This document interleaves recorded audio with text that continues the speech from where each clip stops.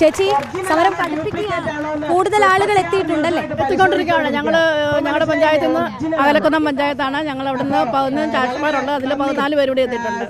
സമരം കടുപ്പിക്കും നല്ല രീതിയിലാണ് ഞങ്ങൾ. സർക്കാരിന്റെ ഭാഗത്തു നിന്ന് എന്തെങ്കിലും അനുഭാവപൂർണ്ണമായ നിലപാടുണ്ടാകുമെന്ന് പ്രതീക്ഷിക്കുന്നുണ്ട്? പ്രതീക്ഷയുണ്ട്. ഞങ്ങൾക്ക് നല്ലതായി പ്രതീക്ഷയുണ്ട്. 36-ാം ദിവസത്തിലും ഏതായാലും സർക്കാർ അനുഭാവപൂർണ്ണമായ ഒരു നിലപാട്, ആരോഗ്യവകുപ്പ് കൃത്യമായൊരു നിലപാട് എടുക്കുമെന്നുള്ളൊരു വിശ്വാസത്തിൽ തന്നെയാണ് ഇവർ സമരം തുടരുന്നത്. അത് തന്നെയാണ് ഇവരിൽ നിന്ന് നമുക്ക് കാണാനും കഴിയുന്നത്. ചേച്ചി, സമരം ഇനി കടുപ്പിക്കുകയാണ്. എവിടെ നിന്ന് വരുമായിരിക്കും? ആവശ്യങ്ങൾ അംഗീകരിക്കപ്പെടുമെന്നുള്ള പ്രതീക്ഷയുണ്ടോ? പ്രതീക്ഷയുണ്ട്. ഞങ്ങള് കൂടുതലൊന്നും ചോദിച്ചിട്ടില്ല. മിനിമം വേതനം തൊഴിലാളി സർക്കാരിനറിയാലോ മിനിമം വേതനം എത്ര രൂപയാണെന്നുള്ളത്. അന്യസംസ്ഥാനത്ത് നിന്ന് വരുന്ന തൊഴിലാളികൾക്ക് കൊടുക്കുന്നുണ്ട് 1000 രൂപയ്ക്ക് മേലെ. അപ്പൊ ഞങ്ങൾക്ക് 232 രൂപ കൊണ്ട് നമുക്കൊരു ദിവസം കഴിയാൻ പറ്റുമോ? ഇന്ന് നിസ്സാരം പറയാനായിട്ട് ഒരു മീൻ നല്ലതുപോലെ വാങ്ങി കഴിക്കാൻ പറ്റുന്നുണ്ടോ? അങ്ങനെയൊന്നും പറ്റാത്ത ഈ സാഹചര്യത്തിൽ 700 രൂപ പോലും ഒരു വലിയ ഒരു തുകയായിട്ട് തോന്നുന്നു. ഇന്ന് സർക്കാരിന് തോന്നുന്നു ണ്ടോന്ന് എനിക്കറിയത്തില്ല.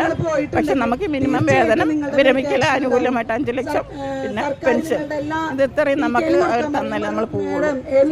പരിശീലന പരിപാടി അടക്കം ബഹിഷ്കരിച്ചാണ് നിങ്ങൾ വരുന്നത്.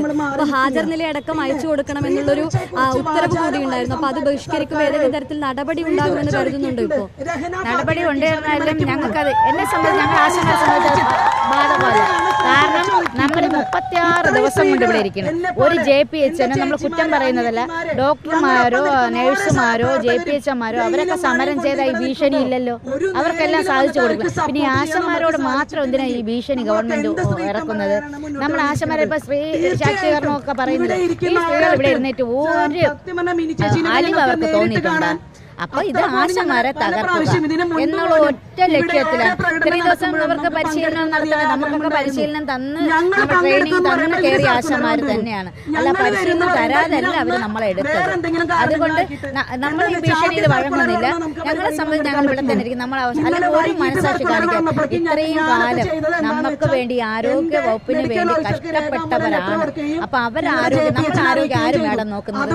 ഈ വെയിലത്തും മഴയത്തും കിടന്ന് കഷ്ടപ്പെട്ട നമ്മൾ എന്തെല്ലാം പനി പിടിച്ച ഒരു വ്യക്തിയാണ്. സൗണ്ട് വരെ ചേച്ചിക്കാരെ അല്ലെ DM ഓഫീസിൽ അന്ന് വീണ എനിക്ക് സൗണ്ട് ഇല്ല.